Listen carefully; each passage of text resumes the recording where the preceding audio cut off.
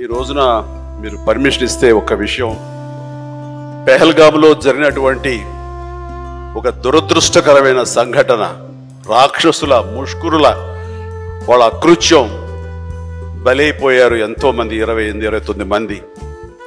ఈ సందర్భంలో మన రాష్ట్రం నుంచి ఒక 2 యువకులు వాళ్ళకి బలైపోయారు. అండ్ ఇది చాలా దురదృష్టకరమైన సంఘటన.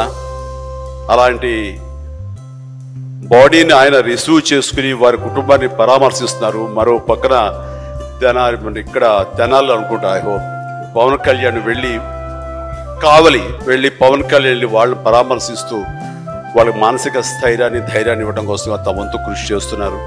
అండ్ వీళ్ళు చేసినటువంటి ఈ ప్రయత్నాన్ని మనస్ఫూర్తిగా నేను అభినందిస్తూ, అలాగే ఆ కుటుంబం 50 మందికి, అలాగే ఇతర రాష్ట్రాల్లో ప్రాణాలు అర్పించినటువంటి ప్రతి ఒక్కరికి హృదయపూర్వక నా కండోలెన్సెస్ని, సానుభూతిని తెలియజేస్తూ వాళ్ళ ఆత్మశాంతి చేకూరాలని సభాముఖంగా నేను కోరుకుంటున్నాను.